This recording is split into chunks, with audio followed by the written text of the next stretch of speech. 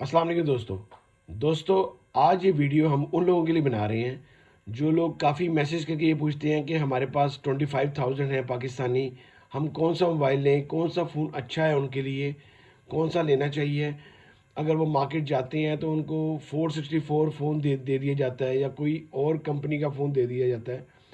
तो ये वीडियो आप लोगों के लिए बड़ी यूज़फुल होगी कि इसमें वीडियो में मैं आपको 3 अच्छी कंपनी, बिग कंपनीज़ के 3 बहुत अच्छे फ़ोनों के बारे में आपको बताऊँगा कि आपको फ़ोन कौन-सा लेना चाहिए, इसमें से कौन-सा नहीं लेना चाहिए। काफ़ी ज़्यादा कंपनीज़ फ़ोन इस वक़्त बना रही हैं, लेकिन मैंने जो चूज़ किया है, वो आजकल की मार्केट के सबसे बेहतरीन मोबाइल हैं, सबसे बेहतरीन फ़ोन बिकने वाले हैं और आप लोगों के लिए फ़ोन बहुत अच्छे होंगे।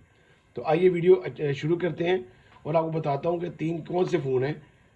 ये 3 कंपनीज़ हैं, एमआई का Redmi A3 और इन्फिनिक्स का स्मार्ट 8 प्रो और टेक्नो का 20C स्पार्क 20C।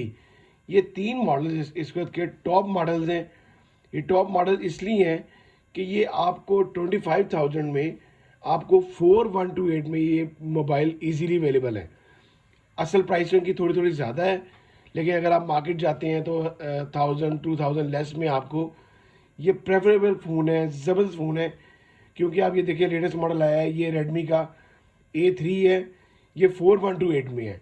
इसकी ऑफिशियल प्राइस जो है 26 है, ये भी आपको 25 तक मिल जाएगा।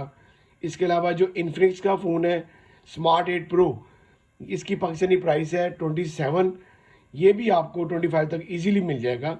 ये भी 4128 में है। इसके अलावा टेक्नो का अगर देखा जाए स्पार्क 20C, ये भी टॉपेस्ट मॉडल है आजकल का, बहुत प्यारा फ़ोन है। इसकी जो ग्रीन कलर है वो बड़ा बड़ा प्यारी लुक देता है आपको, लेदर लुक में देता है।